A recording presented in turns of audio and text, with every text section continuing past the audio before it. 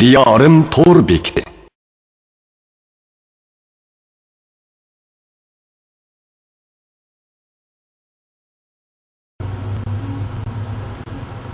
Assalomu alaykum, hurmatli Diyorim to'r ishtirokchilari. Diyorim to'rbekda uyushtirilgan suhbat programmasiga qatnashganlarni qism qarshi olamiz. Diyorim to'rbekimiz qurilgan 5 yildan beri biz har soat zatlarni, olim, mutaxassis, adib, yozuvchi shoirlarimizni va davlat san'atkorlarimizni va har soat natija qozongan tövfiklar yoshlarimizni taklif qilib, Diyorim to'rida suhbat uyushtirib kelyapmiz. Biz mush munosabat bilan Diyorim to'rini 5 yildan beri izchil qo'llayotgan barliq to'rdoshlarimizga, shunaqa barliq to'r ahliga qizg'in rahmatimizni bildiramiz. Bugungi suhbat programmamizga biz alayli aziz mehmon taklif qildik. Bugungi aziz mehmonimiz hammamizga tanish bo'lgan yozuvchimiz va ko'zga ko'ringan adabiy obzorchi Yalqin Ro'z afandim bo'ldi. Yalqinga bugun Diyorim to'ri orqali kan to'rdoshlar bilan suhbat bo'lganingizdan biz nayt xo'shal, nayt minnatdormiz. Barliq to'r ahliga, shunaqa barliq Uyg'ur to'r bekatlarida sizning asarlaringizni yoqtirib o'qiydigan va sizning qizg'in qo'llovchilaringizga vakolatan sizga chin yurakimizdan rahmatimizni bildiramiz. Uzun yillardan beri sizning asarlaringiz mayli matbuotlarda bo'lsin va boshqa gazet jurnallarda bo'lsin qizg'in o'qilib kelyotdi va rasmlarni qo'zg'atdi. Yaqin yillardan beri Diyorim to'r bekatida shunaqla barliq Uyg'ur to'r bekatlarida siz yozgan bir turkum asarlar, masalan, o'sha qari ochiq xat yaqinda yozgan. Undan oldin e'lon qilgan bizga qanday qilmoq kerak? Ko'rish rejasi ochiq xat nomli bir yurish adabiy obzorlar kam adabiyot sohasida, jumladan yaqin zamonda shakllanayotgan to'r adabiyot sohasida, to'r muhitida qizg'in basmlarni qo'zg'atdi. Bu munosabat bilan biz bugun sizni alohida bir suhbat taklif etdik. Qimmatli vaqtingizni chiqarganingizdan biz intayin xursand. Bugungi suhbatimizning davomlashi uchun biz bugungi suhbatimizga Diyorim shirkatidan Gulg'unchamni riyosatchilik qilishga taklif etsak. Assalomu hurmatli to'r ahli, men Diyorim shirkatidan Gulg'uncham bo'lyapman. Qani Yalqinga suhbatimizni boshlab ketsak. Bo'ldi. To'r adabiyoti zamonimizga qalamkashlar uchun intayin keng ijodiyat bo'shlig'i yaratib berdi deyishga bo'ladi. Siz to'r adabiyotiga qanday qaraysiz? Abdulum rayonimizdagi ona til yozig'imizda chiqadigan gazet jurnallarninki sayıpsiz cheklik sonimi qadar az. Ammo adabiyot havaskorlarining soni kundan-kun ko'payyapti. Adabiyotga, ijodiyatga kirib kelayotgan qo'shimcha kundan-kun zo'rayapti. Mushundaq ahvolda adabiyot qiziquvchilar, adabiyot qo'shiniga kirib keluvchilarga faoliyat bo'shlig'i, ijodiyat bo'shlig'i ularningki o'zininki qiziqishi bo'yicha ilib olgan asarlarni avomga ko'rsatadigan imkoniyati bo'lishi kerak. Bunda imkoniyat nerda bor deganda oldindan to'r sohasida. To'r bekatlari bu adabiy ijodiyat qo'shiniga yangidan kirib kelayotgan havaskorlar yoki adabiyotga ishtiyoqi bor qalamkashlar uchun aytganda o'zininki o'y xiyollarini yoki o'zining ijodiyatlarini keng kuchada o'tirib qoladigan bir xil bo'shliq bilan ta'minlaydi.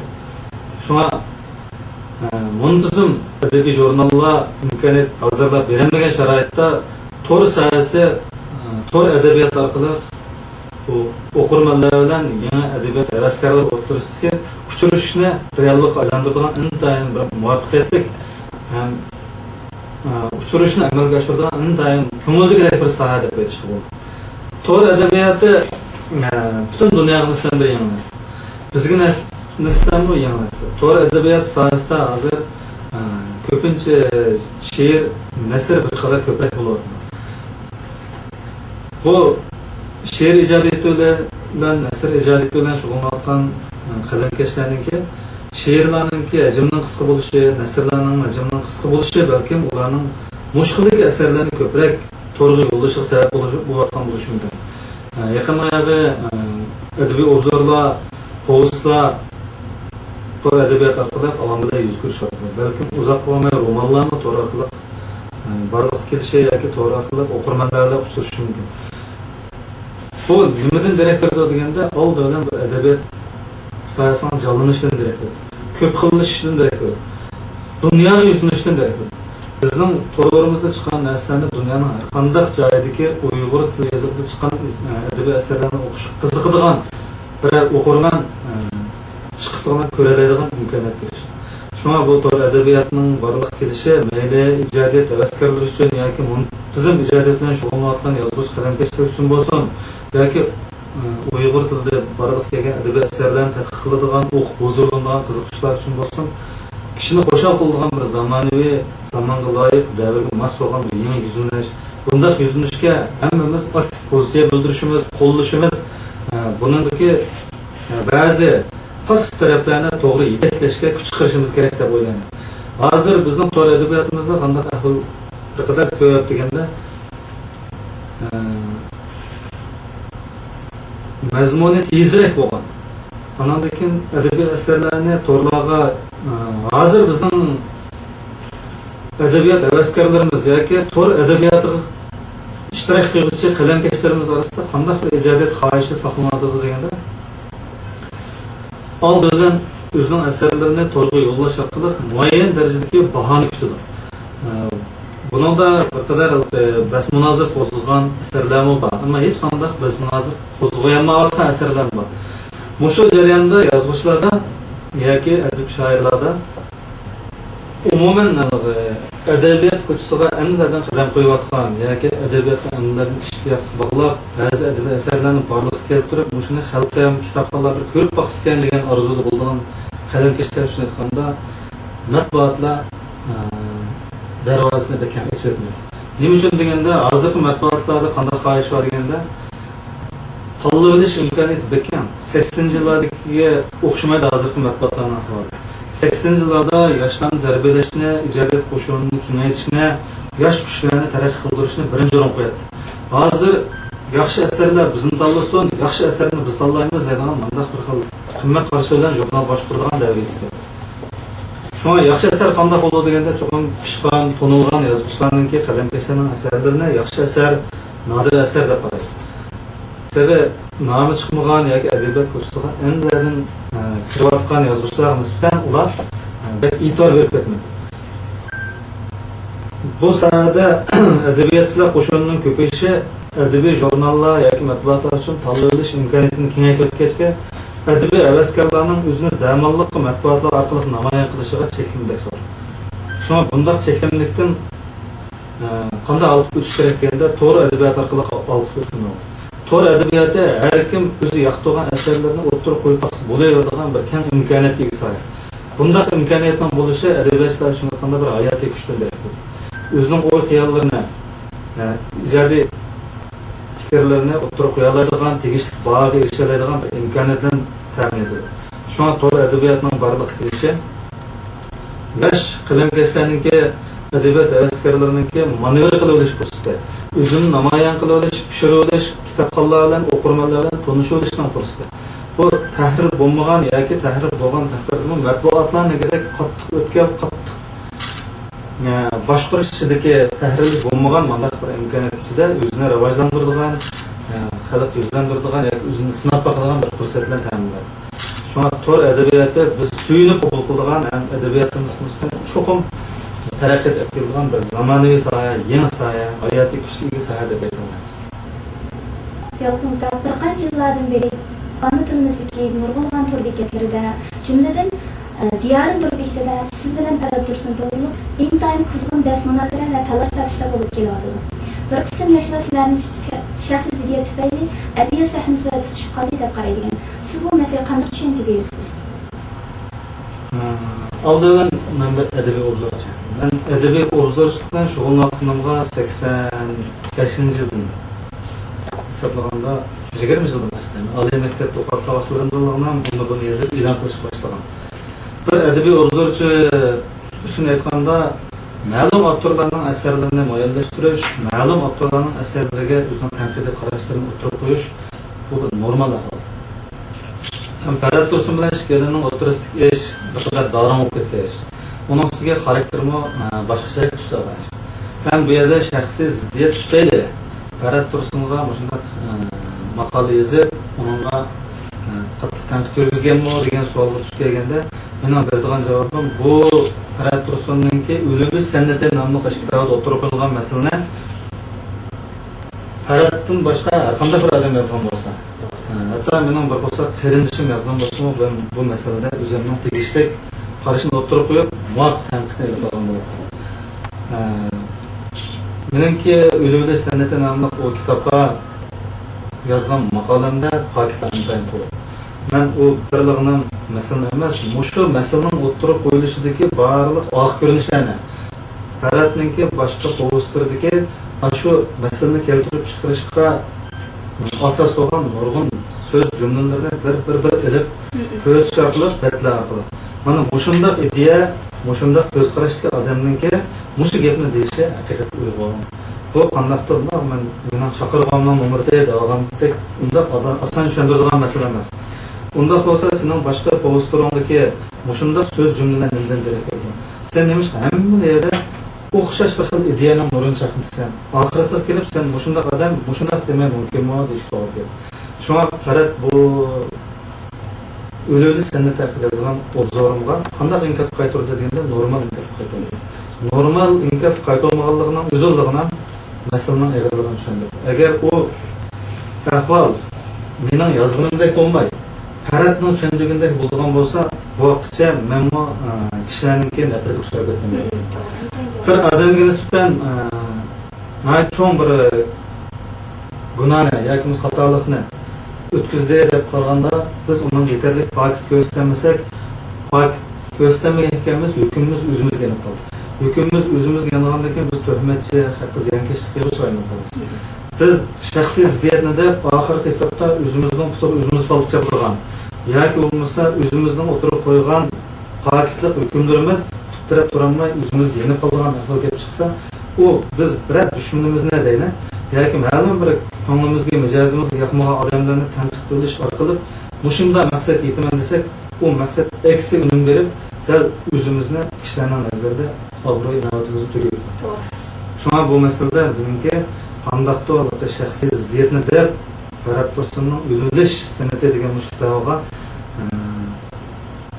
shu obzorni yozganligim emas bu yerda meningki chiqish nuqtam Faradning o'tkazgan xatolar uning iddeasiga bir xil zaharxandalik uningki dunyo qarashidagi bugungi madaniy dunyo bo'lmagan madaniyatli dunyoda har kim o'ziningki yaxshi ko'radigan narsalarni qadrlashga bir odam yana bir odamning diniy e'tiqodini hurmatlash yoki bo'lmasa unga daxl qilmaslik uni kamsindurmaslikni bir shunday bir aqlli axloqqa xilof keladi deb qarayman bu Faradningki diniy e'tiqodi nima bu qaysi dinga e'tiqod qildi men uni karim yo'q men boshqarish uni ko'ngil bilish mas'uliyatim yo'q ammo u ikkinchi birovlarningki yaxshi ko'rayotgan izlayotgan yoki e'tiqod qilayotgan e'tiqodiga chaqchaq qilsa yoki uni kamsindirsa uni haqoratlab qo'ysa buni chidab to'g'rilaydi uni bir mazlam emas boshqalarni chidab turmasligi kerak ammo men adabiy obzorchi bo'lgan ekanman shu romanni o'qib shu masalani bayqagan ekanman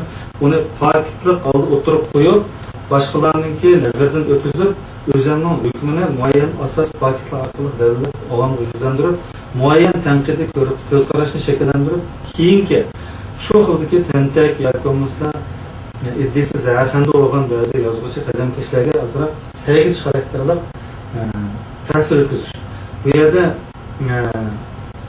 qandaqdir shaxsiy ziddiyatning o'rganishi gavdalik emas uni yo'q deb aytsak samimiysizlik bo'ldi bizning o'rtamizda mijozimiz kelishamaydigan ishlar bor ammo mijozimizning kelishamasligiga bir Farad Tursun bilan meni o'rtamda kelishamas ijtimoiy munosabat chambarining ichidagi nurg'un kishilar bilan mening mijozim kelishamaydi manga o'xshash yana nurg'un kishilarning o'zining munosabat chambarigidagi nurg'un kishilar bilan mijoz kelishamaydigan ahvol bor bunday ziddiyatlarning hammasi berib turgan oxir ahvol tarixi shunga mening u yerda o'luvli san'atga bergan bahoyim yoki bo'lmasa shu asar ustidagi obzorim qaysi xil qushning turkisida yozilgan deganda hargizmi shaxsiy ziddiyatdan iborat bunday omilning turkisida yozilgan emas u oldi bilan adabiyotga jamiyatga o'zimizningki aqida e'tiqodlarga ma'naviy tuyruklarimizga mas'ul bo'lish boshqalarda o'tayotgan xatoliklarga vaqtida raddiya berishdan iborat shunday bir mas'uliyat ustiga yuklangan shunga mening bu masalada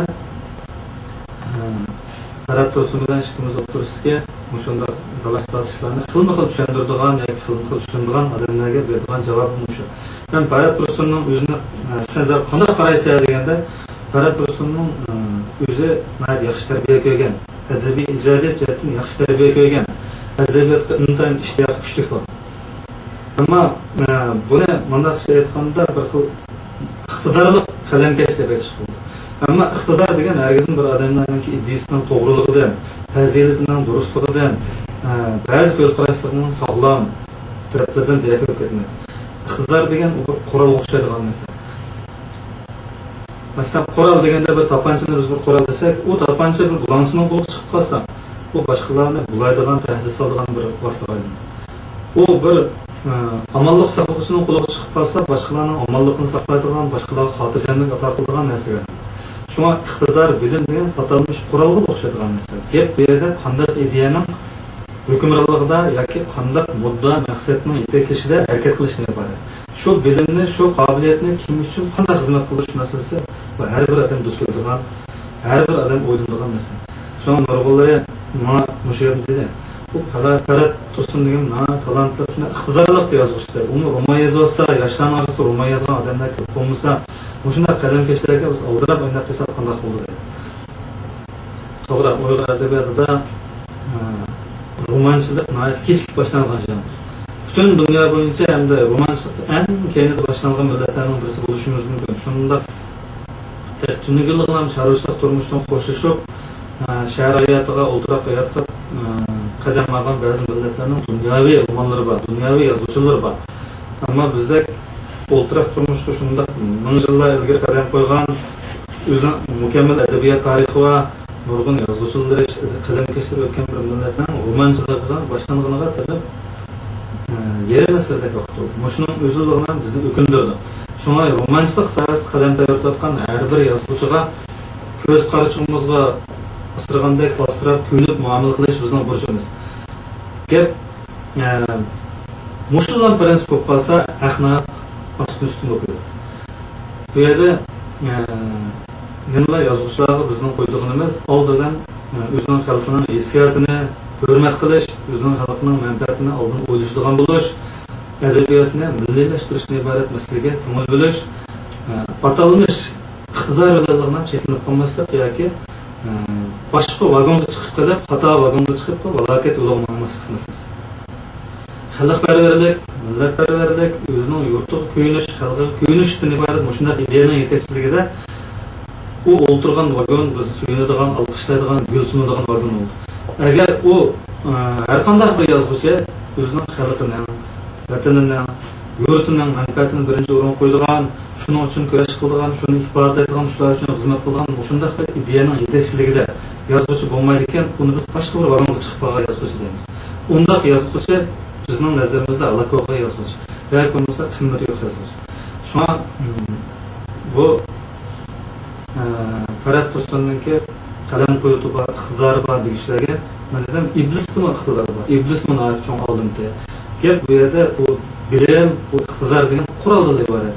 Bizning qo'llashligimiz uningdagi ideya. Agar uning ideyasi zaharxanda bo'lsa, xalq foydasiz bo'lsa, biz bunday ideya bilan kurash qilamiz. Unda ideyaga vaqtida har xil yo'llar orqali, masalan, so'zlash, yozish orqali tekstlik teksini beramiz. O'sha orqali adabiyotimizning o'zimizniki, fikrimizniki yoki umum fikr o'rtoqligimizning soplig'ini, manfaatdorligini, unumdorligini qo'g'dab qolamiz deb o'ylaymiz. Shunga Ferhat Tursundan shikoyatlarning o'tirishga, bu ziddiyatga bir kichik kishilar qiziqib ketdi. Bu ko'p qiziqishlarningki, ko'p kimlar deganda oliy maktabdagi yangidan adabiyot havas qilayotgan yoshlar yoki jamiyatdagi yoshlar. Shu yosh qatlami 20 yoshdan oldi keyingilarda bu ahvolga qiziqish. Endi bir jamiyatningki o'ttiruvchi madaniyat saviyasi yuqori ko'tarilmayotgan fitna fasodga, g'aybat shikoyatga yoki tuhmatlarga olinib ketadi. Bir jamiyat o'ttiruvchi madaniyat saviyasi muayyan holatga yetgan vaqtda fitna fasodlarga, pokisiz gaplarga, mantiqsiz so'zlarga asan ishonmaydigan bo'ladi. Anandan keyin normal tanqidlar Vietnam, tuhmat chaplash shaklidagi tanqidlarning farqini ajrata oladigan bo'ldi. Ferhat Tursun'ninki o'tgan yili eng oldinda Diyarim to'rida jaholat bilan madaniyat o'ttirishga to'qinish degan bir maqola chiqqan. U asar chiqqanda men qarasam shunda bir gap bor ekan. Yolqin dedi. Butun dunyo ma'rifat va demokratiyani tashabbus qilayotgan vaqtda jaholatni diniy suiqasdni tashabbus qildi edi. Ham shu gapdan men bu gapni o'zining bir gapiga qo'yib boqmas. Ferhat Tursun'ninki yana shu maqolalarda u Abdurim O'tkir, u tillamagan Abdurim O'tkir qanmidi, Zo'rdan Sabir qanmidi, Mantim O'shur qanmidi dedi.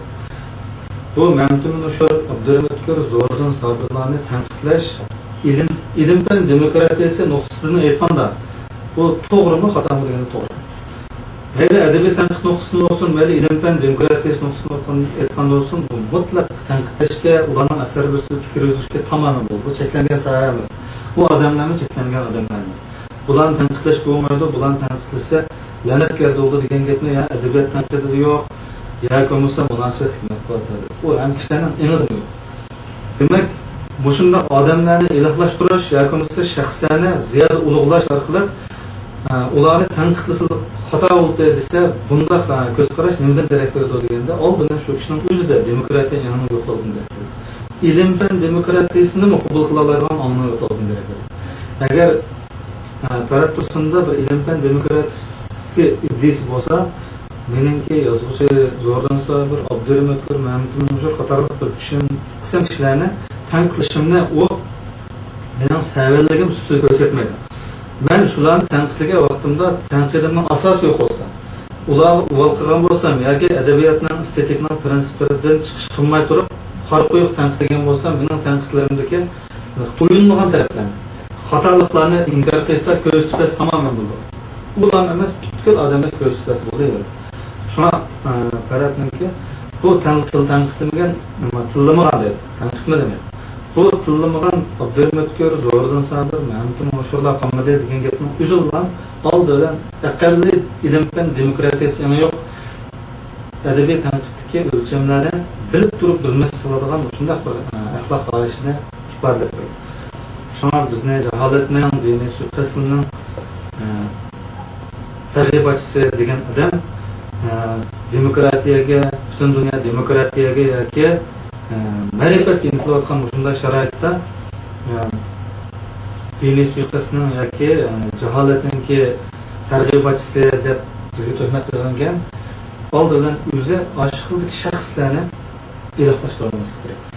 Aniq shaxslar ustidagi tanqid yoki bo'lmasa munozaralarni bu aqlli ish, adabiyot sohasida, ilm-fan sohasida bunday munozaralar bo'lishi tamoman foydali deb qaraydigan bunday bir o'rin yetilishi kerak. O'shanda nimani ko'ryapman bo'ldi deganda, qaratda qanday bir xil ojizlik bor deganda, o'zining chiqish qiladigan, o'zining manfaati uchun to'g'rilanadigan gap bo'lsa, hammaning o'ziningki manfaati to'g'rilanadigan gap bo'lsa, shuni o'tirib qo'yishga alam turadigan bir xil ojizlikni ifodalaydi. Bu menimki hozirgi tushunishimda ma'naviy jihatga gumron bo'lishni ifodasi. Odamlarda ma'naviy jihatda gumron bo'lish, tushkunlashish, xohish alomatlari ro'shan holda ko'rilgan vaqtda u esida bo'lishga tegishli bo'lgan eng odatli bir paqaldan narsa bo'ladi. Hamma narsani o'zi uchun xizmat qildirishgan, o'zini oqlaydigan, o'zining to'g'ri deyishga urinadigan yoki o'zining xitoga yaqingan kishilarga hujum beradigan omilga vositaga aylantiradi. Men mushuning o'zligini uning kallasida yetakchi prinsipni yo'q ekanligi. O'zi himoya qiladigan, o'zi qo'g'daydigan muayyan axloq mezonlarning yo'q ekanligini biladi. Agar u bo'ladigan bo'lsa, muayyan axloq prinsiplari, muayyan mezonlar bo'lsa, mayli kishilar bilan do'stlashsin, mayli dushmanlashsin, davomli uning bayrog'i ro'shan bo'ladi. Demak, bayrog'ining ro'shan bo'lmay, bunday mujmal bo'lishi uning iddiasiningki ma'naviyatning gumron bo'lganligidan darak beradi. Bu uning hargiz do'tligidan yoki bilimsizligidan darak bermaydi. U biladi. Shu masalaning adabiyot, tarixi, estetika, psixologiya jihatdagi nurg'un masalalarda adabiyot uni men boshladidan yaxshi tarbiya ko'rgan deb, u muntazam tarbiya ko'rgan, xumushlik bo'ladi. Ammo ma'naviyatida iddiasida ezish ham gumron bo'lish aniqladi. Bu bundan keyin uning asarlari degan ro'shan ifodalanadi. Ben uning asarlari izchil, eng qizg'in kitobxon sifatida o'qib turman. O'qib, ashunadagi shu fikr qilish usulini, chiqish nuqtasini, muddasini davomli tahlil qilib turaman.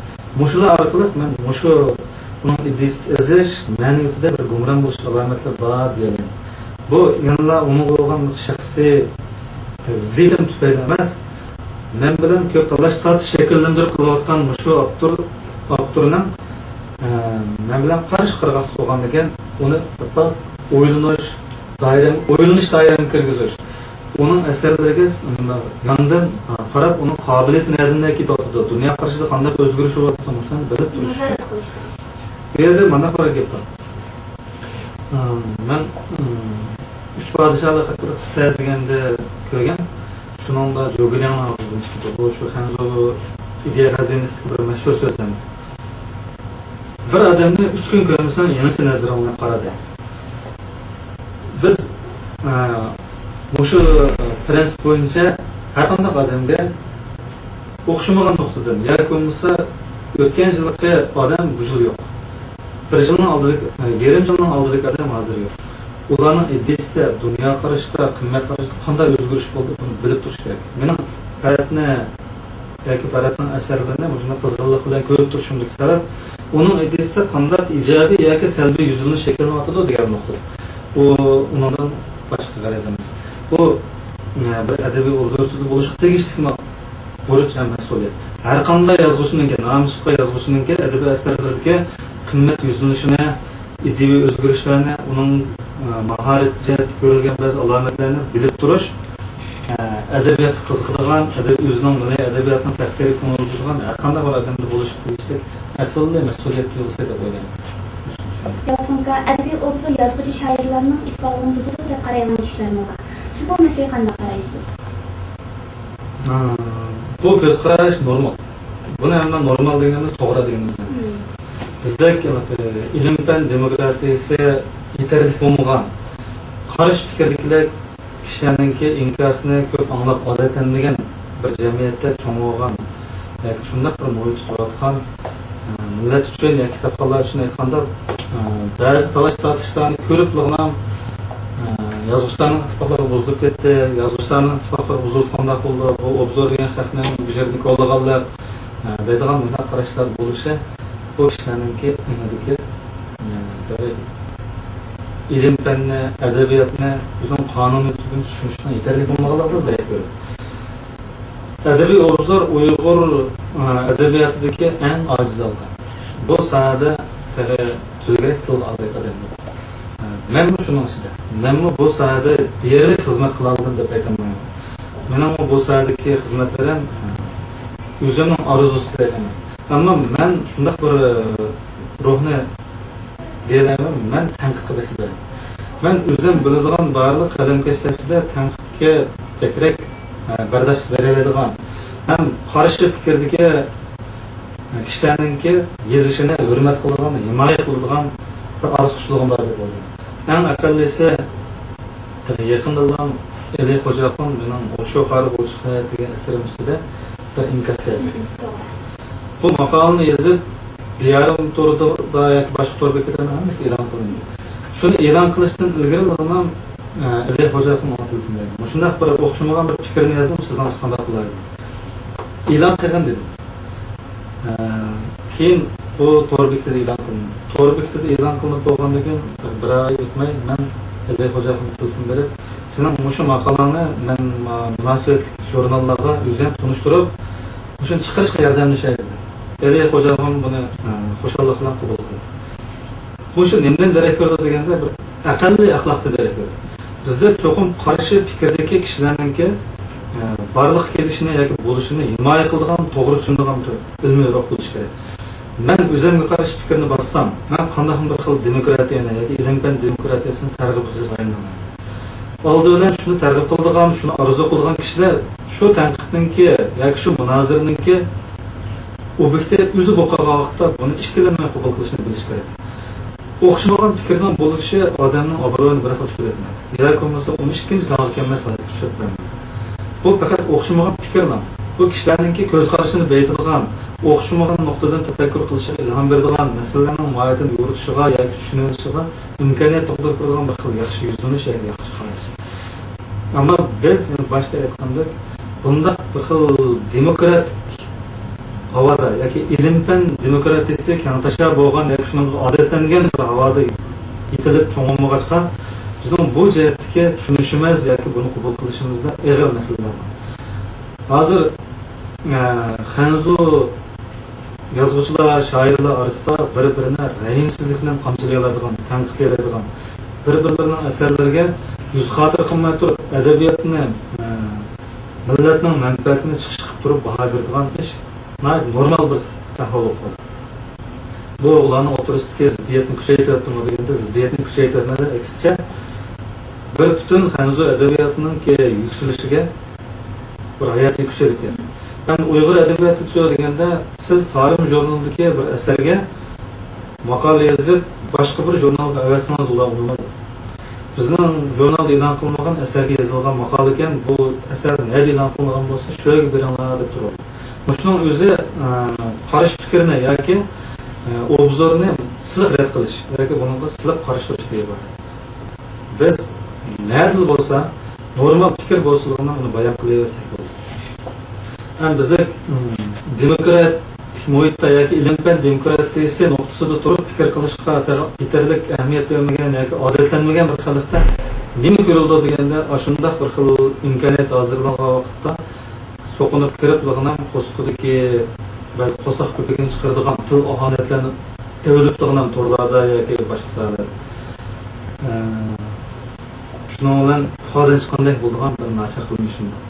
Bu tilni bilishning qo'lidan yetishganmaydi. Bu pek ojizlikning ifodasi. Uni tilni oldiq degan, til degan pokit emas. Uni hech qanday yerda pokit sifatida qabul qilganim bo'lmaydi, chunki siz birsin tilgan ekansiz, oldi bilan o'zingiz sapoyangizni tugan ekanligini ifoda qilasiz. Tilni bilish orqali hech qanday masalani hal qila olmaydi. Hech qanday maqsadga yetila olmaydi. Shuna nurg'un xarakteri ojiz, ro'yati kuchak ba'zi to'rdoshlar shunaqa degim keldi. Sen mayli har qanday odamlar bo'lsin, tilni bilish orqali maqsadga yetamiz desanglar, bu ahmoqning yo'li. Tilni bilish orqali hech qancha unumli yo'lga yetilmaydi. Biz necha yillar ilgari yoshson, tuman ming yillar yoshson deganlarni yashab, tuman ming yillar yashamagan, tegishli yashagan. Yo'qolsin, itbeshini yanchib tashlaydi deganlarni bu shiorlarimiz tufayli yo'qolib ketmagan. Masalan, Jungo 60-yillardan boshlab Amerikani shunday qattiq tilgan turibdi, 80-yilning boshiga yetdi. Shu vaqtda Amerikani cho'chitildimi degan cho'chitilmagan. 80-90-yillarda Amerikani tillamadi. Jungo Amerikaga bo'lgan o'zining ko'z qarashlarini aytib, muvofiq shaklda olib bordi. Endi qanday qildi deganda Amerikani endi cho'chitdi. Hozir Amerika Jungoning taraqqiyotidan turli universal kuchidan cho'chiydigan, unga ahamiyat beradigan, buning dunyodagi siyosiy, ijtimoiy, iqtisodiy o'rniga ahamiyat berib, hurmat bilan qaraydigan holatga keldi. 60-70-yillarda Amerika jahongirligi oqib ketib, tillamagan tilimiz qolmadi, ammo Amerika buningdan qilich cho'chib qoldi, qo'shib qoldi. Demak, tillab ujuqtirayotgan bo'lsa, shu vaqt Amerika ujuq qolgan bo'ladi. Ammo u vaqt tilning qilich unum bo'lmaganining ustiga tillamagan yillarda Amerika Jungoni tanilishga, Jungodan cho'chiyotganligini, Jungoning bosh ko'tarayotganligini e'tirof qilishni hozir o'zining diplomatiya ham siyosiy kun tartibiga kirgizadi. Jungoni dunyodagi bosh ko'tarayotgan davlat deb qaradi.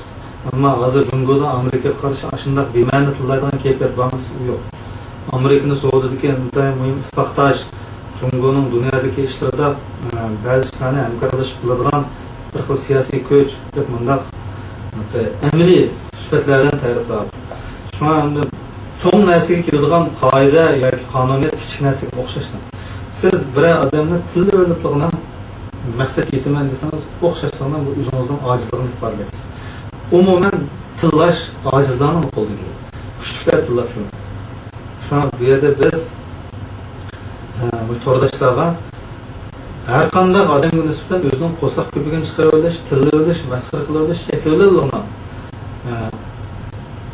o'rtaga chiqishini oldidan o'zining o'xshamagan ko'z qarashini ifodalaydigan, o'xshamagan nuqtadagi o'ylanishlarini uchrashtirib qo'yadigan shaklda ifodalashga o'zgartib qo'yishni qilamiz. O'xshamagan shakldagi ko'z qarash yoki o'y fikrlar bizning ko'z qarashimizni, tafakkurimizni baydi. Bizning shu masalalarning mohiyatini tushunishimizga turtki bo'ladi. Ammo tillash deganda hech qancha unumi yo'q. Bu til ahamiyatlarga yoki tilni qo'saq ko'pigini chiqarib olgan quruq tuhmat namlarga kulib qo'ysangiz, u yaramaydan keyin yo bir oydan keyin o'zining kuchini yo'qotib, havoda to'zib ketadigan narsa.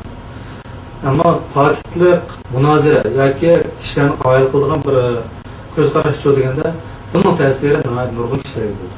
Nurg'un kishilar shu ko'z qarashdan, shu qimmat qarashdan, shu pokitlik xulosa yoki yakunlarning ta'siriga uzoq mezgilgacha uchraydi. Shunga biz iloj va kishilarni muayyan pokit dalil isbotlar ustiga qurilgan xulosalar bilan ta'sirlantirish, o'ylantirishga vaqt chiqarishimiz, ham zihnimizni shunga sarf qilishimiz. Hargizmi bir-birimizni til o'rganish orqali ham qo'saq ko'pimizni chiqarib olgan bunday ojiz odamlarga xos yo'llarni tutmasligimiz kerak. Bu oldidan bizning ma'naviy safa jihatdan demokratiyaga mos kelmaydigan odam degan obrazni shakllantirishimiz sabab bo'ldi. Demokratiyaga mos kelgan odam qanday bo'ldi deganda, u ham harakatini, so'zini muayyan idrok, ham logika, ham qonun ustiga qurgan bo'ldi. Muayyan idrok, logika, qonun ustiga qurilmagan unda xulosa, unda bayon, unda ko'z qarashlarning hammasi u ömürgüte yakınsa erzemes narsa. Kişilerin hayal qilolmaydi, o'zimizning safhasini yetirmaganligini bildiradi. Shunga bir ilm-fan demokratiyasiga xos ma'naviy obrazimizni shakllantiramiz deyotganmiz. Ko'z qarashlarimizda hayal qilish kuchi bo'lsin. Fikrlarimizda dalil isbotlar to'liq yetarli bo'lsin. Eng muhimi ilmiy pozitsiya bo'lishi kerak. Mushundaq jarayonda o'xshamagan fikrli kishilar ziddiyatlaşib qolsa, bu hükümeti taşımaz. Ziddiyatın saqlanılmayan cemiyette. Ben Ali Hoca'nın o özden telefon verip esrarını ilan kılıvergen deptim ben. Yaken ilan kılırdan kalmaya yardımlı şey bazılar konuşturay deptim ben. Ama muşunda kıydık adamlar kançılar. Bazılar soğuşup sürüşe, tırlap sürüşe, ziddiyatını avutu düşünmüyor. Ama biz ziddiyat avup ketiti dep edebi obzorçılıkka yaken münazırı muhitiga sal qarasak, münazırının şekillenişige ahmet vermesek, o vaqt shakllangan ziddiyat yaxshi keladigan ziyon texnik cho'ng. Demak, bir millatningki tafakkuri, bir jamiyat kishilarininki fikrini o'tkirligi qanday ahvolda shakllantiradigan o'xshamagan ko'z qarashlarninki uchrashishi, munozaralarning davomli bo'lib turishi ichida anandakin shakllangan. Shunga voy bu ittifoqni buzdi deydigan atalmish qarash bu kishini satashlandi.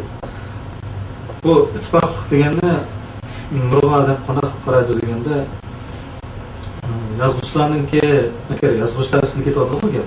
Yozuvchi shoirlar bir yerda papa tomoq yesa, birga ariq ichsa bo'lni ittifoq deb qaraydi.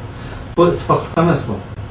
Bu atalmish o'zini aldash yoki bo'lmasa ariqkashlikni shunday quruq faransalikniki bir bahonasi.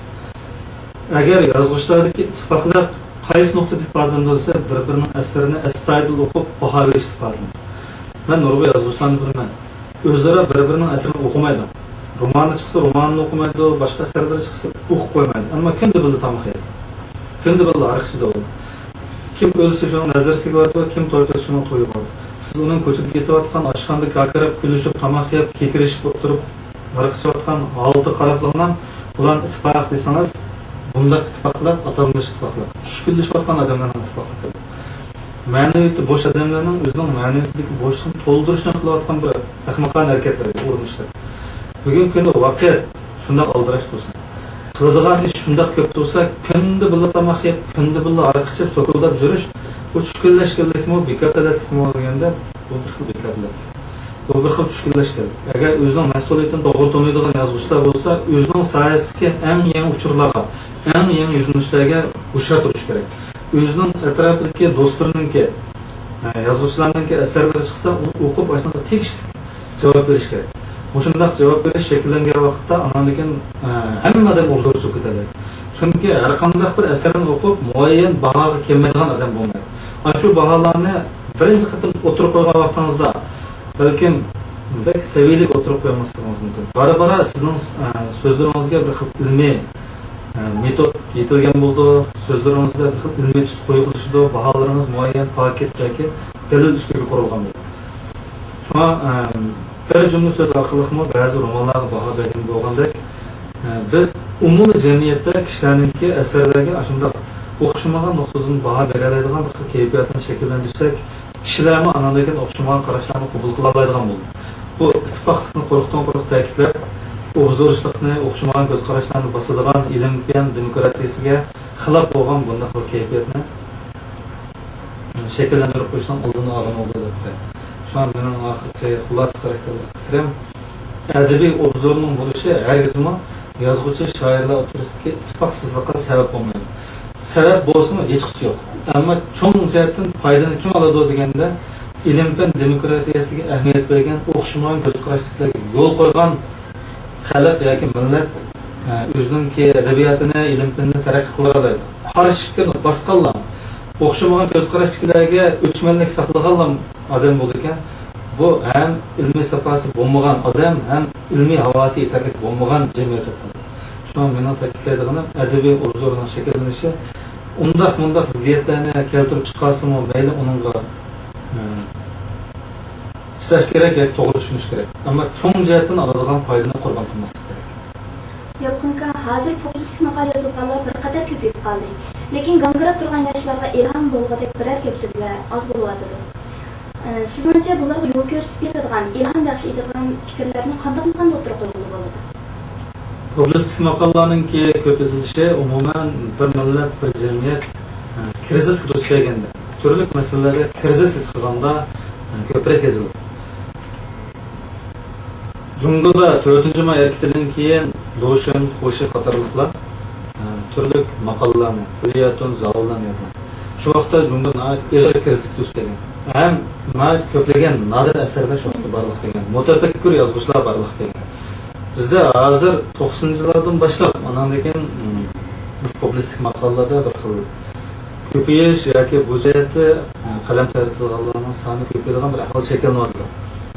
Biz qanday krizisga duch keldik deganda, biz bir axloq krizisiga duch keldik. Turli qimmat qarash krizisiga duch keldik. Ideya jihati tanqaydigan bir krizisga duch keldik. Andan keyin avlodlarni tarbiyalash masalasiga duch keldik. Biz avlodlarni tarbiyalash, avomni yetaklash yoki bo'lmasa yana bir qimmat qarashini shakllantirish, kishilarning ideyasiga zamonga xos bo'lgan ba'zi ilg'or tarkiblarni qo'shish jihatda biz xatlardan keyin qolganligimizni his qildik. Mana shuning o'zi biz duch kelgan krizis.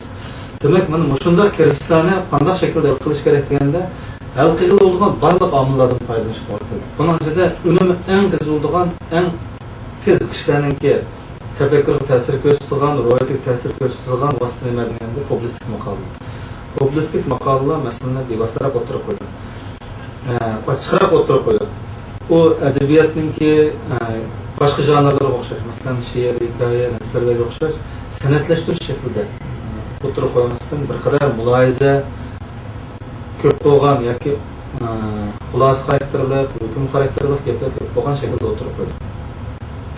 Shunga populistlik maqolalarninki unumi tez bo'ladi. Hozir kishilarninki vaqti tez. Turmushdagi, hayotdagi turli tirikchiliklar tufayli ishlar bek aldirish. Shunga ko'p qismli romanlarni yoki cho'ng asarlarni o'qish orqali ba'zi yakunlarni, ba'zi xulosalarni, ba'zi qimmat qarashlarini egallashga ularninki vaqt yaragan. Ammo populistlik maqolalar deganda o'zining ixcham ham chaqqan shakl orqali kishilarni bu jihatga ehtiyojini qondiradi. Siz ta'limlash jurnallarida Jungo millatlar bo'landi yoki Shinjang madaniyat bo'landi, boshqa o'xshash ba'zi jurnallarni uxlashdan ilgari yarim soat yoki 1 soat vaqt chiqarib yo'qolmay kirib turib o'qisangiz, har kuni birdan o'qib olsangiz, bir yilda 300 dan ortiq populistlik maqolani o'qiy olasiz. 300 dan ortiq populistlik maqoladagi ko'z qarashlarning bir eng kam bo'lganda 3-4 sizga azib qolsa, hayotingizga bir qo'lchiroq ko'paytiradi. Shunga bu populistlik maqolalar bizning qimmat qarashimizni, dunyo qarashimizni, kishilik qarashimizni belgilaydigan intayin muhim bir janr.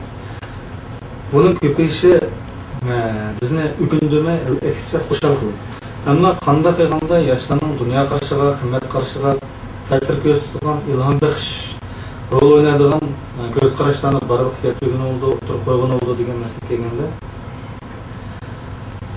mening deydiganim bunda. Dunyoda deyilmagan gap yo'q. Barliq eng yangi ko'z qarash degan ko'z qarashlarni allburun boshqadir o'tirib qo'yib bo'ldi. İnsani tarixidagi mutafakkurlar, turli donishmandlar o'zining necha ming yillik tafakkur tarixida insoniyatning kishilarga yo'l ko'rsatgudek, angushtar o'qidek, yoki kishilarga ilhom berishda ko'z qarashlarni o'tirib qo'yib bo'lgan. Bizning Uyg'ur qalamkashlarning o'tirib qo'yayotgani qanday narsalar? Faqat shularningki o'zimizning talaffuzi, o'zimizning tili orqali o'tirib qo'yilish. O'tirib qo'yilish shakli bilan o'xshamaydi. Ammo gapning mag'izi, negizi, javhari tomonan o'xshash. Bu jihatda men hech kim deb fahmagan mundaq bir ko'z qarashni o'tirib qo'yayotgan, insoniyat tafakkur tarixidagi yangi bir o'ylanish bu deyishga jur'at qiladigan bir qalamkash yo'q deb qarayman. bu tefekkür tarixida muqaddas tekis deyilgan bir atalg'u bor. Muqaddas tekis degani hamma dona ko'z qarashlar, ulug' ideyalar allburun bir muqaddas tekis oldida o'tirib qo'yilib bo'lgan. Undan keyingi so'zliklarning hammasi shu tekstning ko'paytirilgan, takrorlangan holida faqat takrorlash saviyasi yoki takrorlash uslubi o'xshamaydi deb qaraladi. Bu umumiy bir ko'z qarash. Şuna bizningki qalamkashlarimiz o'zimizning ona tili, ona tafakkuri, ona muhitida ba'zi o'zi duch kelgan krizislik masalalarni hal qilishdan ko'ydi bo'lishi bu tomonan to'g'ri tushunishga bo'ladigan bir arziydigan amr. Shuna publistik maqolalarning ko'payishini qarshi olish. Buningda o'qirmanlarning ehtiyojini chiqish nuqtasi qilishni birinchi o'yinish nishoni qilish kerak. Ben çoxum hech kim deb olmagan fikrini o'tirib qo'yaman deydigan bir asabiy orzuda bo'lmaslik kerak. Mayli boshqalar degan bo'lsin desin, men o'zimning shaklida bir deb, o'zimning xalqining qalbiga, o'zimning uslubi, metod orqali bir yetkazman deydigan bunday bir ideya. Bunday bir qizg'inlik bo'lsa, bo'lmasdan gapimiz. O bir fikr bir necha odamningki ideyasidan chiqqan vaqtda o'xshamagan bezilish hissida chiqadi. O'xshamagan shaklda, o'xshamagan metodda chiqadi. Siz yazılan bir eserninki kişilerge ta'sir ko'rsatishi yana bir qalamkash yozgan eserninki kişilerge ta'sir ko'rsatishidan farq qildi. Gerçi fikriniz o'xshash bo'lsin. Nima uchun o'xshash fikr o'xshamagan unum paydo qildi deganda aşağıda sizning mahoratingiz, shu masalani o'tirib qo'yish san'atingiz birinchi rol o'ynaydigan omil bo'ldi. Shuna biz qanday eserlar yoshlarga bir ilhom baxsh rol o'ynaydigan yaxshi eserlar bo'ldi. Qanday fikrlarni o'tirib qo'yish kerak deganda biz haqninkini keng ko'lamda qazishimiz, o'rganishimiz kerak. Shunda o'rgangan narsamiz ko'p bo'lgan vaqtda haqlarning o'tirib qo'ygan fikrlarini o'zimizning ehtiyojiga mos qilib turib, o'zimizning sharoitida o'tirib qo'yib, qarindoshlarimizning qalbini ta'sirlantirib, shularga yana bir qimmat qarashi yoki bir yana bir ideyaningki sho'lisini yetkazadisak, mana shundan o'z bir g'alaba. Şuna izlengen kişiler insaniyet ortak olan bağırlık ideya gazetelerden dahil. Onu şu asal arasındaki asal içerisinde jıkkınlıkla bir iş. Her kim özü xalıgan yoki özü qiziqqan daireden ma'lum şirinlarni jig'ib o'zining qarindoshlarga usunsuz bilan bo'lgan. Buni endi publistik maqolalarni yozuvchilar o'zining bilim asosini kayf qilishi, o'yinish, o'rganish doirasini kengaytirish kerak deb ta'riflashadi. Siz ko'p o'rganmay turib, ko'p o'ylanmay turib, boshqalarningki ideyasi bilan keng uchrashmay turib, ba'zi ideyalarni o'tirib qo'yib qo'ysangiz, u ideyangiz yerimiyatda yo'qolgan bo'ladi. Tozaliqli kishilarni qoyil qilish kuchi yetarli bo'lmaydigan ahvollar ko'p ko'radi. Shunga kishilarning qoyil qilish kuchi kuchliroq bo'lgan, kishilarni o'yga sola oladigan, ularning qimmat qarashiga ta'sir ko'rsatadigan, ularning harakat odatlarini o'zgartishiga bir turtki bo'ladigan ba'zi ko'z qarashlarni o'tirib qo'yish uchun ko'p asarlarni o'qishga, o'rganishga, ashlangan javharlarni o'zlashtirish orqali o'zimizning xalqiga xizmat qildirishga tirishishimiz kerak. Bir qism yozuvchilar mangulik temalarda emas, o'tkinchi temalarda maqola yozishga kelib ketdi. Bir qismda hadisalar qizlar chechib kesdi, qis quyib keldi degandek aytlash xarakterli maqola yozishga kelib ketdi. Sizning shunday maqolaning roli bo'lamdi? Bu yerda mana bir nozik masala. O'tkinchi tema degani. Bizda hozir odamni asos qilish kerak degan bir gap turib chiqadi jumla. Bu odamni asos qilish kerak degan gap hech gap emas. Hozir Jungo'ningki Munavvar Ziyodevra Jungo qanday qilganda odamni asos qilgan jamiyat qurib chiqa oladi. Buning qanchalik vaqt ketadi degan masalani muzokara qilib, agar Jungo hukumati iqtisodni tutgandek ahamiyat berib tutadigan bo'lsa, 20 yillarda Jungo odamni asos qilgan jamiyat bo'lib qurib chiqadi. Shundan demak odamni asos qilgan jamiyat qurishning cho'ng qurilishi kerakligini. Bunun asallan bir qatimliq shuor bilan, bir qatimliq bir harakat bilan barliq kelmaydiganligini ko'rib olganman. Unda bo'lsa, mangulik temalarda odam asos qilinib, o'tkinchi temalarda odam asos qilinmadi deganda, har ikkisi odam asos qilinadi. Shunga hamma yozuvchi mangulik temalarda asar yozib kelish kerak. Bizda o'tkinchi temalarda asar yozadigan yozuvchilar bo'lishi kerak. Deylik prensip nima deganda odamlar uchun foyda bo'lsin. Demak, odamni asos qilish, odamlar uchun foydali bo'lsa, xalqqa manfaatli yetkazsa, mayli mangulik temalar bo'lsin, mayli o'tkinchi temalar bo'lsin, hammasi kerak. Bu yerda o'tkinchi temalar keraksiz, mangulik temalar kerakli. Shuna o'tkinchi temalarga o'tkinchi temalarda asar yozish, bevod avval islatadigan qarash bo'lsa, buni to'g'ri deb aytmayman. Prensip odamga foydali bo'ldi ekan, odamlar asos qilingan bo'ldi ekan. Mangulik temalarda bo'lsin, o'tkinchi temalarda bo'lsin asar yozishni arziydigan emgak. Foydali emgak, zarur emgak deb qaraymiz. Ham bir qism yozuvchilarniki hadisli qizlar chechini kesdi, qisqa ko'p keldi degandek ayıplash xarakterdagi maqolalarni yozishga odatlanib ketdi degan qarashimiz. Buningda biz masalani ikki nuqtadan tushuntirishga to'g'ri keldi. Biri qisqa yo'q kiyish yoki bo'lmasa chashni qisqa qo'yishning o'zi qonun xilof desangiz qonun xilof emas. Jamiyatni boshqaradigan, jamiyatning tartibiga kafolat qiladigan turli qonunlar. Buning ichida bizning ko'proq o'yinligimiz qonun.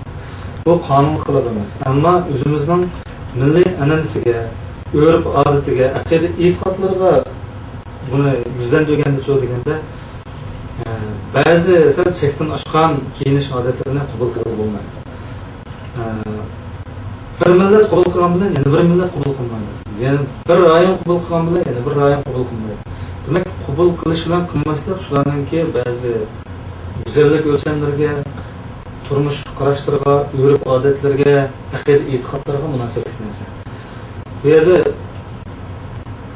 biz qaysi ijtimoiy to'pga tava bo'ldik ekanmiz, oldindan shu ijtimoiy to'pning manfaatini, axloq, aqida, go'zallik odatlarini hurmat qilish biz uchun aqalli burch bo'ladi. Siz mushunchalik bir o'zingiz tava bo'lgan ijtimoiy to'pga qurbon berish o'rningiz bo'lmasa, hamma ishning orzuim bo'lishi kerak. Ham bu degan shaxsiy erkinlikga davasa u to'g'ri, qonun nuqtasi to'g'ri. Qonunda aytilmaydi dedi. Ammo biz hurmat qiladigan bir kuch bo'lish kerak. U nima deganda o'zimiz tayyor bo'lgan ijtimoiy to'p. Biz shu to'pning manfaati bilan ashyoning go'zallik, axloq, aqida, e'tiqod o'lchamlarini hurmatlaydigan bir odatni yetkazsak, biz hamma ishda mutlaq erkinlikni qo'llashadigan, xiyolimizga kelganini qiladigan bu hayot degan qonun doirasida bo'ldi. Qonun xilof qilmasam ham bo'lmadimi? Bundan bunday kelishim, bunday yasanishim sanamiz ziyon keltirdi. Desangiz, yoki shunday degichlar bo'lsa, ijtimoiy to'pni unutib qoldi.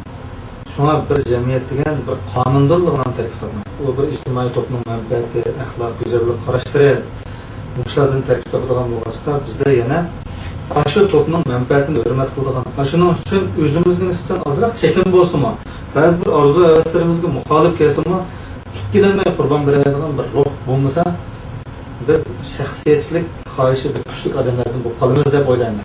Mening o'zimning qarashim. Shuna ba'zi yozuvchilardagi oxir narsani tanqidlash balkim ijtimoiy to'pning manfaatini, go'zallik qarashini, axloq, aqida, e'tiqodlarini hurmat qilish nuqtasidan chiqib berayotgan bo'lishi mumkin.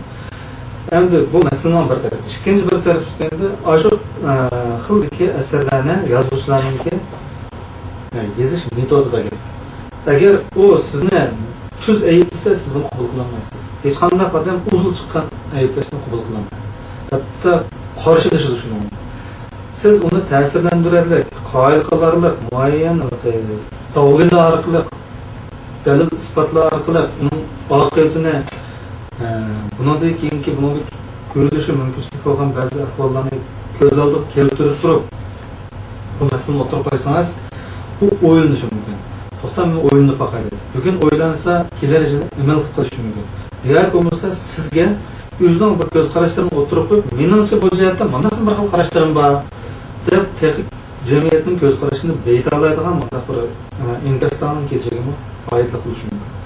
Shuna men boya publistik maqolalarga bo'lgan ko'z qarashimdan dedim, o'zining ko'z qarashlarini undan yuza o'tirib qo'yadigan ahvol bizda xil.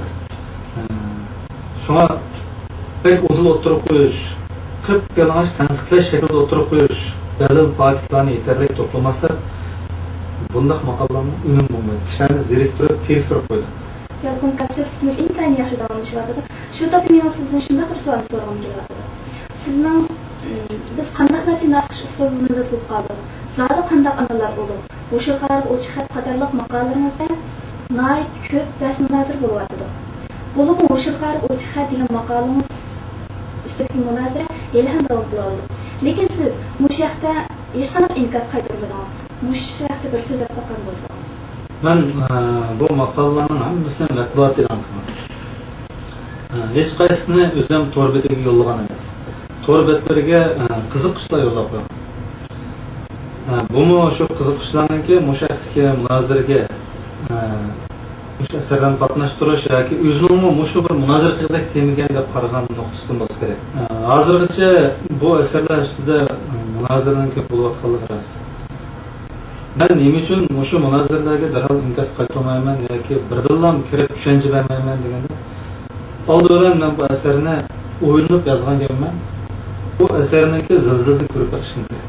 Boshqalarning uni bilan qo'llash, qarashtirish fikrlarini to'liq anglab chiqishim kerak. Qandaqto ma'lum kishilarningki qarish fikrini anglab ulug' ketib, voy men chatoq bo'lgan bo'ldi, mening ko'z qarashim burunlanib ketdi, mening obro'yim ta'sir etdi, oq ko'k desam, bu bir tentaklik, bu tentak odamlarning qiliqi deb o'ylayman. Jamiyatga o'xshamagan fikrli kishilarningki deydigan gaplarning hammasi deyilib bo'lgan vaqtda anandakin oxir hisobda fikrning salmida bir o'rinli markaz ishlaydi. Masalan, o'sha qariga ochiq xat degan mush asar e'lon qilingandan keyin munozara 40% bo'ldi deganda 60% nima bo'ldi deganda tiloqarat bo'ldi. Men shuni ham chidayapman. O'xshamagan fikrga emas, hatto tiloqaratga men pisandimganim, tillasan tillaga dedim. Chunki men bu maqolani bir yil o'ylash orqali yozdim. Buni qanday shaklda o'tirib qo'yish, buni qanday yetkazish masalasi. Shunga bu mening bir oqshomlik hayotim, tantakligim yoki bu oldigan o'ylamasligimdan emas.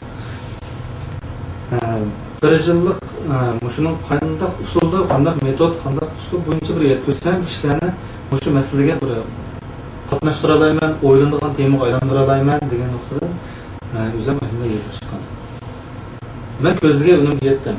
Fikr o'xshamagan fikrdagilar fikr qatnashtirdi. Fikriningki oxirgi salmo nima bo'ldi deganda men qarasam, odam bilan hayvonni solishtirishning o'zi logikaga xilof, buning xilof degan gap bo'ldi. Boshqa cho'ng masala bo'lmadi. Umuman qarshi to'g'rislarningki, qarshi fikrdagilarningki ko'proq yepishib olgan yoki ko'proq inkos qaytargan nuqtasi ham o'zining to'g'ri fikr qilyapmiz deb ishga chiqargan nuqtasi shu bo'ldi.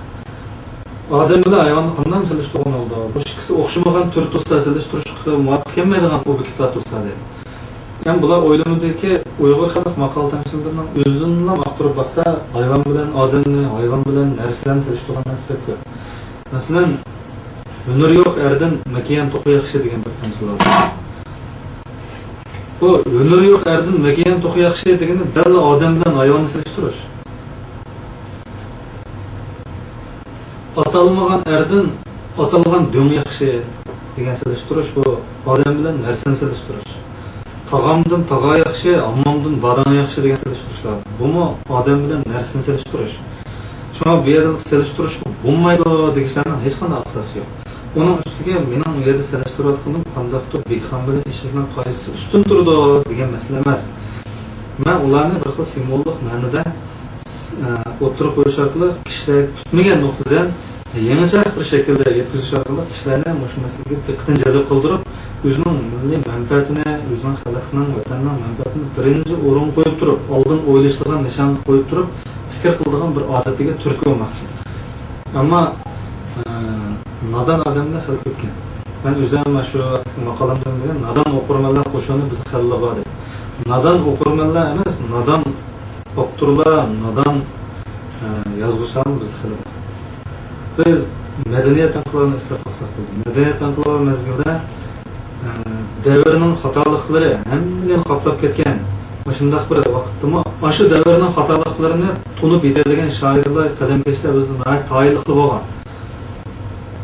Demak, asli bir qalamkash yozuvchi shoir degan o'zi yashayotgan davrningki mohiyatli xatoliklarini ko'ra oladigan, kelgusidagi yuzinishlarini oldin his qila oladigan bo'lishi kerak. Ammo kunda ko'z oldida bo'layotgan ocharchilik, fojia, haqni ko'rib turibman. Yani şu vaqtda qanday qildi deganda madaniyat tanqidlarida ularning og'zidan yasham tushmaydi. Şu vaqtda yozilgan bir she'rda shunday bir misralar bor. O'qib nazmangni to'rtta odam qizib ketdi parang shoir. Yashamdan boshqa hech gap yo'q, faqat shu karkaran shoir. Yashamdan boshqa gaplarga tili kelmas qachon shoir. Demak, shu vaqtdagi shoirlarni shunday masxara qilgan. Hamda shu shoirlar keyin qanday qildi deganda 80-yillarga kelib davrninki nurg'un taraflarda o'zgarish bo'ldi. İlim-fanga ahamiyat berilgan, iqtisodga ahamiyat berilgan, islohot yo'li qo'yilgan shunday o'zgarishlar bo'lgan vaqtda bo'libmi Jungo hukumati madaniyat inqilobini zo'r tarixiy xatolayap bu bir to'tqishlik o'rinki Jungo keltirgan zo'r baloy ofati deb xarakterlagan keyinmi yana nurg'unlar nima dedi biz shu vaqtda bilmabdi endi shu vaqtda davr degan shu bo'lgandan keyin shu bir yozaverdik deydi. Yozuvchi qalamkash degan o'zining xatoligini davrga atqizsin. Shu davrning xatoliklarini his qila oladigan, oldin ko'ra oladigan, odatlik avam bilinmagan masalani bila oladigan odamlar endi o'zini yozuvchi hisoblasa bo'ldi. Ondan qalamkash, men bir fikr qiluvchi hisoblasa bo'ldi. Ammo shu vaqtdagi undan keyingilar desa yuzini dabtah qilib ana u vaqtdagi ishlarni shu vaqt shunday yozimiz qanday qiladi. U davr degan shunday davr to'sadi. Dal mana shundan o'zi balafat-ishligini biladi odamlar. Şuna yazgıçlar, kalemkeşler devrinin hatalıklarını, devrinin özgürlüklerini, yeni yüzünüşlerini, icabi, selbi taraflarını adetlik avamda sen inakrak görüp başlayın. Bunda adamlar anladığın yetekleş güçü, zor kalemkeş, yazgıcı şair bular. Özünün hatalıklarını devrge atıp koyup, keyin yeni devir, yenilanığa vakitte yüzünü dabtek kılıp, ben devrinin mahiyetini tanıyamaydıgan, ma'lum narsaning mohiyatiga hukm qilolmaydigan bunda vaqtda odam kelmay deb o'zi ustidan yakin chiqolmay u vaqt shunday demay amal yo'q deb qo'yilgan shunda qutulish o'rindigan odamlar bizda xili bor. Shuna nodonlik odatli avomda o'qirmanda emas bizning ziyolilarimizning xili ig'ir deb aytadi. Zodi qanday amallar ulug' degan shu tema haqida bir qadar munozaralar bo'ldi. Bu munozaralar to'g'rida bo'lgan qaraganda so'rovlarda, restoranlarda bekrak qaynab ketdi. Nurg'unlar mana dedi. Ularning ko'pinchisi mening Shinjang televiziya stansiyasining 5-kanaldagi madaniyat bo'stonida o'tkazgan suhbatdagi ko'z qarashimda ko'rganlar. Shunga asosan inkos qaytaradi. Onlar degan zot ulug' bo'ldi. Hamma ulug' bo'ldi. Men dedim 30-yillarda G'o'jida maktab ochgan Ayxonona deb bir ana. Ayxonona ulug' deyish bo'lam desam bo'ladi dedi. Unda xos Shanshaysayning onasini ulug'mi? Bu analı bo'lsa ulug' biladigan bo'lsa Shanshaysayning onasini ulug', Ayxonaning ulug' bo'laversin desam, unda desam bo'lmaydi dedi. Demak, onani ulug'lar, qarg'oq ulug'larsam mana shunday mantiqsizlik kelib chiqadi.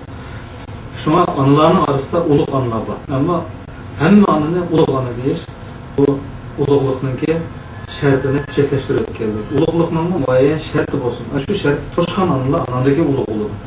Abdurim O'tkirninki ulug' ona haqida so'zlak degan dastanning mavzusi nima uchun ulug' ona haqida so'zlak bo'ldi? Ona haqida so'zlak bo'lmaydi. Chunki analarning orasida ulug' analar bor. Ulug' harakatning, ulug' ideyaning, ulug' maqsadningki ijrochisi, ishtirokchisi yoki turtkuchisi bo'lgan analar ulug' analar. Bu bola tuqqan, bola tarbiyalagan, oilasida bir kishini majburdan ado qilgan onalar. Uning o'tisidan chiqmaganlar axlat analar. Shuna analarni turli shart, turli sharoit ostida turli sifatlardan sifatlash kerak. Bu bola tug'ib qo'yishligining analarning ulug' desam, bunda bo'lganda ulug' ona bilan odatli onalarning farqida qoldi. Munofiq onalar bilan xalqparvar, millatparvar onalarning farqida qoldi. Uning farqi faqat tug'ishlan bo'lib qoldi. Deb biz bu masalani keyin Jungo millatlari jurnalida maxsus maqola qilib 4 nuqtadan o'tirib qo'ygandik, uni hech kim boshqa fikrda bo'lmadi. Ammo bizningki og'iz adabiyoti biz betaraf qilgan o'sha so'rovlarda, restoranlarda og'izdan so'zlaydi odamlar.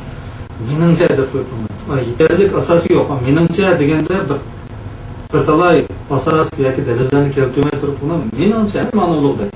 Unda dalillarni ko'rsatsa, yo'q, meningcha shunday qilib turib. Bo'lib, meningcha degan gapni unda nadallashda tashlam o'zi shu odamlarga fikr qilishninki ojizligini bildiradi. Shuna fikr qilgan vaqtda muayyan dalil isbotlarni o'tirib qo'yib, anadagi bir xulosa chiqarish kerak. Shunda xulosa chiqolmaydi. Mening shunday davasa bu nadonlikning ifodasi. Men shuna bu shu jamiyatdagi kishilarningki inkosini sukutni qabul qilishni, ko'rishni bakrak orzu qilaman. Ular qaysi jihatdan chiqib, mayli tanqidlash, mayli moyillashtirish, mayli tillasimi o'zlarining ixtiyori. Men u odamlarni to'solmayman. Marketning shunday deydi ekanmish. Haqiqatan bir yerga borib, leksiya so'zlashmaydi. Men 10 og'iz gap qilgan vaqtimda 2 og'iz gapimdan xato chiqishini ruxsat qilsanglar anadikin so'zlaydi. Shunga so'zlagan odam cho'qim ma'lum ko'z qarashlarni xato yetkazmay qolmaydi. Ko'p yozgan odamning qalamida ma'lum xatoliklar ko'rinmay qolmaydi. Eg'ildagi ot tutishib ketmaydi. Dalada chepib ketayotgan ot, baygidagi ot, chavandozlarningki oldidagi otlar anadikin tutishib ketadi. Demak, tutishib ketadigan ot hargizmi eg'ildagi ot bo'lmaydi. Shunga yozayotgan, so'zlayotgan, ifodalayotgan shunday qilib sepning oldida turgan kishilarningki ma'lum darajada tutishib ketishi yoki ba'zi ko'z qarashlarininki qabul qilinmasligi, ba'zi ko'z qarashlarining xato bo'lib ketishi aqlli shu. Shunga eg'ildagi otlarning andaq dalada chepib ketayotgan, baygilab ketayotgan otlarni keskin emas, hech qanday asosi yo'q bağlashiningki shart ularning sharti qo'shmaydi bağlashga deb o'ylayman. Shunga bu yerda hamda bizni tilimiz so'm, tanqidimiz so'm demakchi emas. Xatolik o'tkazsa yoki biror qitim tutishib ketsa, yoki bir 2-3 qitim tutishib ketsa, bu chepayotgan tutishib ketsa nima bo'ldi deydigan manda bir idea an bo'lish kerak. Shunga eg'ildagi ot bilan daladagi otning, baygidagi otning farqi bo'lsin, ularning qimmati bo'lsin-da. Shunga bu yerda bizga nisbatan qanday qarash kerak deganda, umuman fikr qilayotganlarda muayyan xatolik bo'ladi desizlar biz xush bo'laymiz. Men o'zim shunday ongni oldin shakllantirib olgachqa, menga nisbatan o'xshamagan qarashli kishilarning bo'lishini, tanqidiy fikrliklarning bo'lishini qabul qilaveraman. Chunki men xatolik sodir qilmaydigan avliyomiz.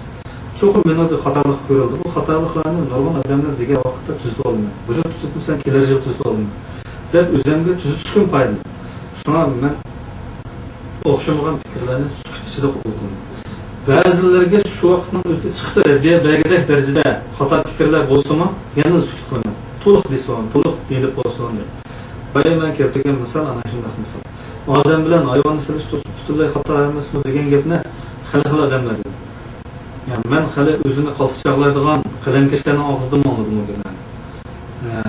Hali ma'rifchilarning og'zidan mangladim. Bu rost logikaga xilof, amaliyotga xilof, mantiqqa xilof degan. Boshlig'imni shu yerda munozaralashmadim. Men keyin javob beray deb qo'ydim. Endi bugungi deydigan gapim nima deganda, bizda shu Uyg'ur xalq maqol tamsillarni aqtirib baqsa, bunda solishtirishdan aqlli ish kelgan. Bunda hech qanday xatolik emas ekanligini deb bo'lalaydi. Shunga bu jihatda meningki sukut qilishim bir o'xshamagan fikrlardan to'liq bahra olish. Ikkinchisi o'zimni tantaklacha. Ozroqli menga tanqidiy fikr chiqsa, o'pul-to'pul inkos qaytarib, paq-paq yengiltak odamlardan bo'lib qolmaslik. O'xshamagan fikrlarni qabul qila oladigan bir xil ma'naviy safoni yetildirish, chiniqish, mushun odatlish nuqtasidan sukut qilib turman deb aytaman. Siz san'at millatning boyligi, barliq emas degan temani ilgari surib yozgan maqolalaringizda va televiziya suhbatlarida fikringiz intayin qoyil qilarlik o'tirib qo'ydingiz. Lekin bir qism san'atkorlar bu vaqtda ilm boshqacha ko'z qarashdi ekan. Sizning bu temangizda san'atga va san'atkorlarga hujum qilish etingiz bormi? Bu mendan mushu 2 yildan buyon nihoyatda so'ralgan savol. San'atkorlarga hujum qilish u bir tipik nodonlik ish.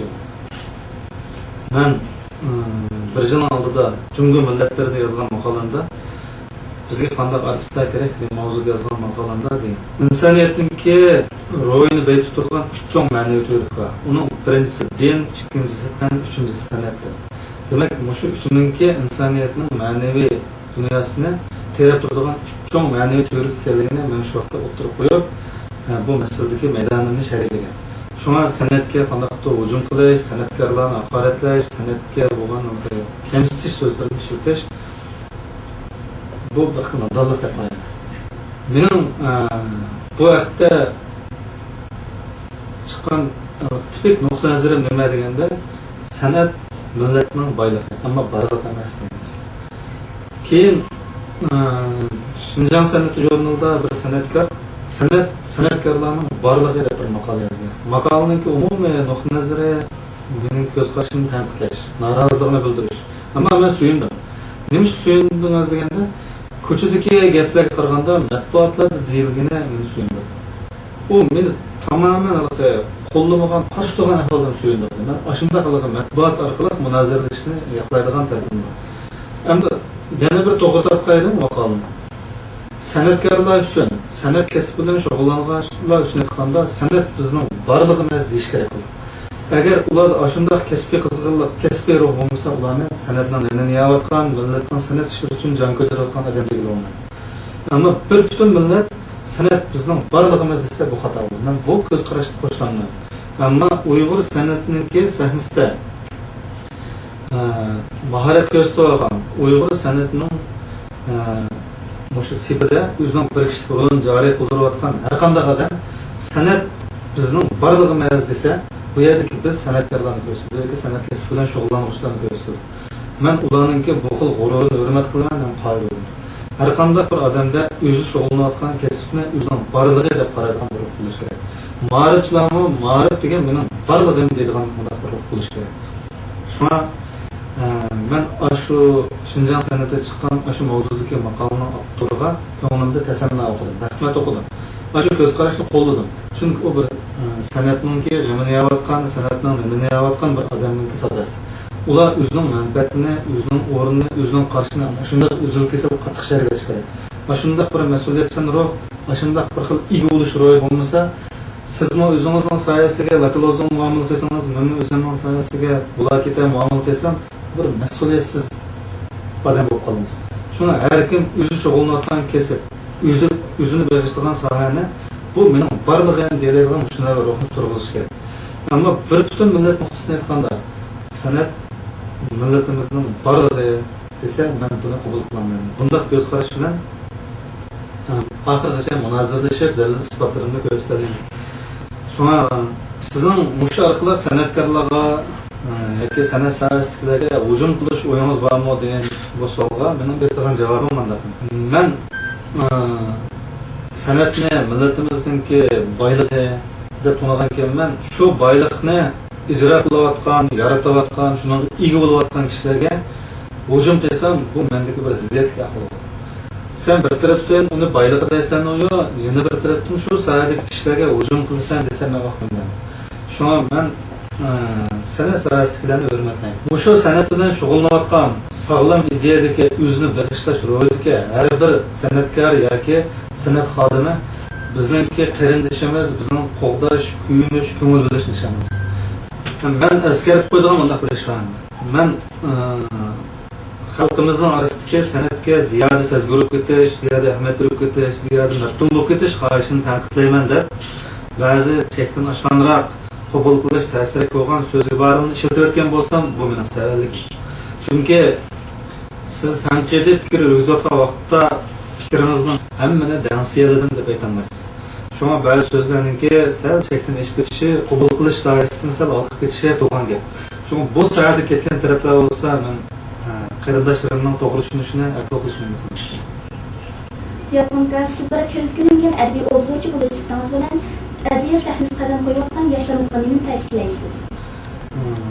Men endi bir adabiy obzorchi bo'lish sifatim bilan nima ta'kidlaysa degan masalaga aniq javob bermadiganda, bu masalani men bunday o'ylayman. Har bir davlatningki davlat ahvoli deydigan bir gap bor. Masalan, bizda Jungoning davlat ahvoli degan bir atalg'ini davomli axborotlarda uchratib turamiz, anglatamiz. Unda qolganda har bir millatning, har bir oilaning o'zining ahvoli bo'lgan albatta bo'ladi deb o'ylayman. Shunga bizning millatimizning, xalqimizning o'ziga xos ba'zi ahvollari bor. Shu ahvollarni chiqishgan vaqtda men adabiyot havaskorlariga yoki har qanday yozuvchi shoirga o'zimning ro'shan bir bayrog'imni bildirgim keldi. U bo'lsa Uyg'ur adabiyotini cho'qim milliylashtirish. Bu milliylashtirish degan uning ana tilda yozishini ko'rsatmaydi. Eng muhimi uning iddisi, mavqesi, temasi millatning manfaatiga uyg'un bo'lish, shu xalqningki dardiga darmon bo'lish masalasini ko'rsatadi. Shunga men shu adabiyot sohasiga kirayotgan yoshlarga ta'kidlaydiganim, Mening adabiyot qimmat qarashim yoki obzorchilik prinsipim nuqtasidan chiqib turib deydiganim, cho'qim adabiyotimizning milliylashtirish qadamini tiziltishimiz. Buningga hargiz sal qaramasligimiz kerak. Men o'zim bir umr adabiyotni milliylashtirish arzusida o'tkazishga rozi. Ammo san'at uchun san'at bundaq degan ideyalar meni qiziqtirmaydi. Men uningga tushuntirmayman. Nimishqa deganda mening o'zimningki hozirgi bo'lgan o'rganish, izlanish tajribalarimdan yoki uni ko'rgan bilgilarimdan shakllangan bir dunyo qarashim bor. Men u dunyo qarashimni o'zgartiradigan, uni ta'virtiradigan bir dunyo qarashga duch keldim. Qachon shunday dunyo qarash kelib o'zgartirib o'tsa, uni ko'raman. Bo'lmasa hozirgi dunyo qarashimni ta'kidlayman, shu ta'kidlashimni to'g'ri deb qarayman. O bo'lsa-mu adabiyotni milliylashtirishga borlig'ini atayman yoki boshqalarga mushu nuqtadan chiqib talab qo'yaman. Har qanday bir yozuvchining adabiy asariga baho berganda, muayyonlashtirgan yoki inkor qilganda mening dastlab turadigan mavqeim, lapildatadigan ro'shan bayrog'im adabiyotni cho'qim milliylashtirish degan narsa. Mush adabiyotni milliylashtirish iborat. Nozik alqini har qanday vaqt ta'kidlayman, ham fursatli bo'lsa o'zimningki qarindoshlarimga, qalamkash do'stlarimga yoki havaskorlarga buni samimiy turaman. Rahmat Yalqin aka, bugungi to'y suhbatimizga qatnashganligingizdan intayin minnatdormiz. Shu munosabat bilan diyorim to'r betidagi barliq to'r ahli nomidan sizga chuqur rahmatimizni bildiramiz. Sizlarga rahmat.